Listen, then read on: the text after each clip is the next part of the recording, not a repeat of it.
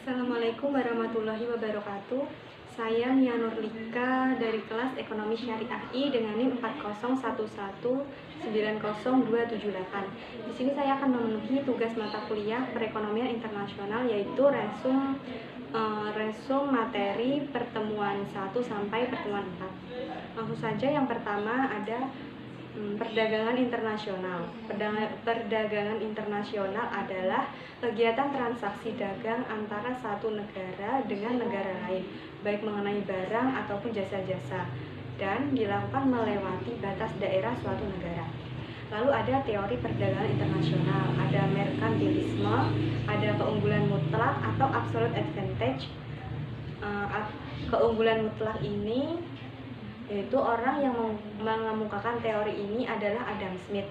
Adam Smith berpendapat bahwa teori keunggulan mutlak dijelaskan sebagai kondisi di mana suatu negara dapat menghasilkan atau memproduksi barang atau jasa lebih banyak dibandingkan dengan para pesaingnya dengan mengeluarkan biaya yang lebih rendah dalam produksinya, sehingga mendapatkan keuntungan yang lebih besar. Lalu teori yang selanjutnya ada keunggulan komparatif. Ricardo menyatakan bahwa sekalipun suatu negara mengalami kerugian atau ketidakunggulan absolut dalam memproduksi kedua komoditi jika dibandingkan dengan negara lain, namun perdagangan yang saling menguntungkan masih dapat berlangsung. Negara yang kurang efisien akan berspesialisasi dalam produksi ekspor pada komoditi yang mempunyai kerugian absolut lebih kecil. Dari komoditi inilah negara tadi mempunyai keunggulan komparatif. Di pihak lain, negara tersebut sebaiknya mengimpor komoditi yang mempunyai kerugian absolut lebih besar. Dari komoditi inilah negara tersebut mengalami kerugian komparatif. Hal inilah dikenal dengan hukum keunggulan komparatif. Lalu yang terakhir ada the proportional factor theory. Teori proporsi ini sering dikenal dengan teori Heckscher-Ohlin atau HO. Teori Heckscher-Ohlin mempunyai dua kondisi penting sebagai dasar dari munculnya perdagangan internasional, yaitu ketersediaan faktor produksi dan intensitas dalam pemakaian faktor produksi atau proporsi faktor produksi. Oleh karena itu, teori HO sering juga disebut teori proporsi atau ketersediaan faktor produksi. Produk yang berbeda membutuhkan jumlah atau proporsi yang berbeda dari faktor-faktor produksi. Perbedaan tersebut disebabkan oleh teknologi yang menentukan cara mengkombinasikan faktor-faktor produksi yang berbeda untuk membuat suatu produk. Lalu ada manfaat perdagangan internasional. Yang pertama, meningkatkan cadangan valuta asing atau devisa negara. Manfaat yang kedua, dapat mencukupi kebutuhan akan barang-barang jasa yang tidak diproduksi di dalam negeri. Manfaat tiga, menjalin kerjasama dan persahabatan antar negara. Keempat, memperluas lapangan kerja. Dan yang kelima, mendorong semangat berprestasi dan bersaing. 6. Menumbuhkan output di dalam negeri dan peningkatan pendapatan nasional. 7. Menciptakan efisiensi dan spesialisasi. Dan yang terakhir, menjaga stabilitas harga. Lalu faktor pendorong. 1. Perbedaan sumber daya alam. Tidak semua negara memiliki sumber daya alam yang sama. Sumber daya alam menjadi penting dan krusial karena merupakan bahan baku produk tertentu. Negara yang membutuhkan sumber daya alam itu akan mencari negara yang memiliki sumber daya alam tersebut. Hal inilah yang memicu terjadinya perdagangan internasional. Faktor yang kedua ada adanya perbedaan selera. Yang ketiga, perbedaan ilmu pengetahuan dan teknologi. Penguasaan teknologi yang tidak merata antar tiap negara menyebabkan terjadinya perdagangan internasional. Negara dengan teknologi maju mampu menjual barang dengan harga murah kepada negara yang memiliki teknologi sederhana. Contohnya saja Indonesia mengimpor mobil dari Jepang karena Jepang memiliki teknologi pembuatan mobil yang maju. Yang keempat, adanya spesifikasi. Dan yang terakhir, perbedaan iklim. Lalu ada faktor penghambat.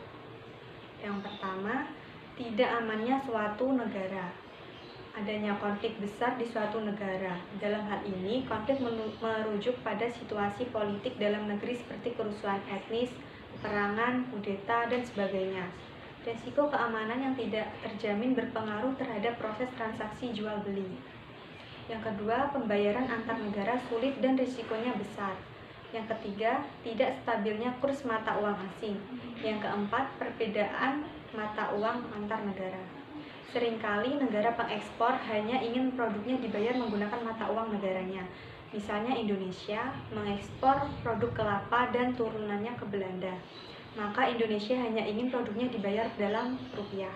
Dalam hal ini, umumnya kedua negara menggunakan mata uang asing yang lain yang biasa digunakan sebagai pembayaran internasional seperti dolar atau euro.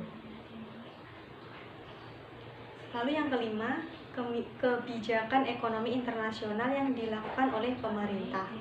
Setiap negara pasti melindungi komoditas produknya agar tidak didominasi oleh produk luar atau negara lain. Tidak jarang negara memberlakukan kebijakan pembatasan impor atau pemberlakuan tarif impor. Pemberlakuan tarif impor secara tidak langsung akan menghambat para pengusaha yang berbisnis barang impor untuk dijual di dalam negeri. Sementara di sisi lain, tarif impor menguntungkan pelaku usaha kecil di dalam negeri karena harga barang lebih murah dari barang impor. Lalu kebijakan perdagangan internasional. Kebijakan perdagangan internasional adalah segala tindakan negara atau pemerintah, baik langsung ataupun tidak langsung, untuk mempengaruhi struktur, arah, komposisi, serta bentuk perdagangan luar negeri atau kegiatan perdagangan. Adapun kebijakan yang dimaksud bisa berupa tarif, larangan impor, kuota, dumping, dan berbagai kebijakan lainnya. Tujuan kebijakan perdagangan internasional: 1. Mengendalikan ekspor dan impor. 2. Meningkatkan pertumbuhan ekonomi. 3. Menyehatkan neraca pembayaran. 4. Meningkatkan kesempatan kerja. 5. Melindungi industri dari sektor-sektor lain di dalam negeri. Materi yang kedua, teori modern dalam perdagangan internasional. Yang pertama ada faktor proporsi. Faktor proporsi dalam teori modern perekonomian internasional saling menekankan dan berkaitan antara perbedaan proporsi faktor produksi antar negara dan faktor penggunaan dalam memproduksi berbagai macam barang. Teori modern Hexer-Ohlin atau teori HO menyatakan bahwa perbedaan dalam opportunity cost suatu negara dengan negara lain karena adanya perbedaan dalam jumlah faktor produksi yang dimilikinya. Teori ini menggunakan dua kurva. Pertama, ada kurva iso-cost, yaitu kurva yang menggambarkan total biaya produksi yang sama, dan kedua ada kurva iso-quan, yaitu kurva yang menggambarkan total kuantitas produk yang sama.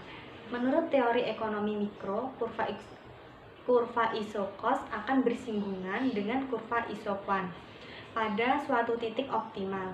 Jadi dengan biaya tertentu akan diperoleh produk yang maksimal atau dengan biaya minimal akan diperoleh sejumlah produk tertentu. Kesamaan harga faktor produksi. Harga berbagai faktor produksi di beberapa negara sama disebabkan oleh perdagangan bebas. Berdasarkan teori faktor proportion Hexer-Ohlin, jika produksi barang X di negara A diperbanyak, maka permintaan terhadap tenaga kerja juga ikut bertambah.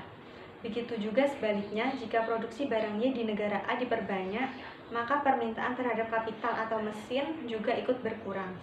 Upah tenaga kerja akan menurun dan harga kapital atau mesin akan meningkat. Kurva kemungkinan produksi. Kurva kemungkinan produksi adalah kurva yang menunjukkan batas maksimum kemampuan produksi yang dapat dicapai oleh suatu masyarakat dengan menggunakan seluruh faktor produksi dan teknologi yang tersedia. Kurva ini biasanya digambarkan dalam sebuah grafik dua dimensi, di mana dua sumbu mewakili jumlah produksi dan masing-masing barang. Asumsi-asumsi yang mendasari kurva kemungkinan produksi adalah: yang pertama, perekonomian hanya memproduksi dua macam barang saja. 2. Sumber-sumber yang dimiliki sudah digunakan secara efisien. 3. Sumber-sumber yang dimiliki sudah tertentu jumlahnya dan tingkat teknologi sudah digunakan sepenuhnya. 4. Sumber-sumber atau faktor-faktor produksi yang sama dapat digunakan untuk memproduksi kedua jenis barang tersebut, dan sumber-sumber dapat digeser atau dipindahkan. Overcurve atau reciprocal demand. James Smith mengemukakan tentang general equilibrium atau overcurve, yaitu menjelaskan bagaimana terjadinya keseimbangan harga internasional. Kelebihan dari overcurve yaitu masing-masing negara akan memperoleh manfaat dari perdagangan internasional, yaitu mencapai tingkat kepuasan yang lebih tinggi. Permintaan dan penawaran pada faktor produksi akan menentukan harga faktor produksi tersebut. Dan dengan pengaruh teknologi akan menentukan harga suatu produk. Pada akhirnya, semua itu akan bermuara kepada penentuan comparative advantage dan pola perdagangan atau trade pattern suatu negara. Materi yang terakhir ada tentang teori perdagangan internasional bagian pertama. Batas kemungkinan produksi atau production possibility frontier. Batas kemungkinan produksi atau sering disebut kurva kemungkinan produksi sangat penting dalam memodelkan ekonomi sederhana dari produksi dua barang untuk mengetahui konsep efisiensi, biaya kesempatan, dan trade-off. Batas kemungkinan produksi adalah representasi grafik yang menunjukkan kombinasi dua barang atau jasa yang dapat diproduksi dengan efisien dari sumber daya dan pengetahuan teknologi yang tetap. Lalu tingkat transformasi marginal atau MRT. Tingkat transformasi marginal adalah jumlah unit atau jumlah barang yang harus dilepaskan untuk membuat atau mencapai satu unit barang lainnya. Ini adalah jumlah unit barang Y yang akan hilang untuk menghasilkan unit tambahan barang X sambil menjaga faktor-faktor produksi dan teknologi tetap konstan. Adapun kegunaan dari MRT ini yaitu tingkat transformasi marginal atau MRT memungkinkan para ekonom untuk menganalisis biaya peluang untuk menghasilkan satu unit tambahan dari sesuatu. Dalam hal ini, biaya peluang dipresentasikan dalam hilangnya produksi yang spesifik lainnya. Lalu perbedaan antara MRT dan marginal rate of substitution atau MRS. Sementara tingkat transformasi marginal mirip dengan tingkat substitusi marginal atau MRS. Kedua konsep ini tidak sama. Tingkat substitusi marginal berfokus pada permintaan, sedangkan MRT berfokus pada pasokan. Kurva indifferent masyarakat adalah kurva yang menggambarkan berbagai kombinasi dari barang yang dikonsumsi oleh konsumen dengan manfaat atau keputusan yang sama. Ciri-ciri indifferent curve ini sebagai berikut. Yang pertama, turun dari arah kiri atas ke kanan bawah. 2. Kembung ke arah origin. 3. Different curve, yang satu dengan yang lainnya tidak pernah saling memotong. Lalu sifat-sifat dari kurva indifferent. Yang pertama, terdapat banyak kurva indifferent U1, U2, U3 sampai UN. Susunan kurva indifferent disebut peta indifferent. Sifat yang kedua, kurva indifferent yang letaknya lebih tinggi menunjukkan kepuasan yang lebih tinggi. 3. Kurva indifferent mempunyai arah atau slope yang negatif. Apabila konsumen berkeinginan untuk menambah konsumen barang X, maka konsumen barang Y harus dikurangi untuk mendapatkan kepuasan yang sama. Yang keempat, kurva indifferent tidak berpotongan. Kurva indifferent yang tinggi menggambarkan kepuasan yang lebih tinggi. Kalau dua kurva indifferent berpotongan, misalnya di titik Z, maka berarti kombinasi X dan Y yang sama akan memberikan kepuasan yang lebih tinggi. Sifat yang kelima, kurva indifferent melengkung terhadap titik nol. Keenam, kemiringan atau slope kurva indifferent menunjukkan laju substitusi marginal. Lalu equilibrium dalam kondisi isolasi atau tanpa perdagangan. Equilibrium dalam kondisi isolasi tanpa adanya perdagangan internasional, suatu negara akan mencapai kondisi equilibrium apabila ia dapat menjangkau kurva indifferent yang tertinggi yang dimungkinkan oleh kurva batas kemungkinan produksi serta kurva indifferentnya. Kondisi ini akan tercipta di suatu titik di mana kurva tidak membedakan masyarakat menjadi tangan dari kurva batas kemungkinan produksi. Sekian video dari saya, ada kurang lebihnya mohon maaf. Wassalamualaikum warahmatullahi wabarakatuh.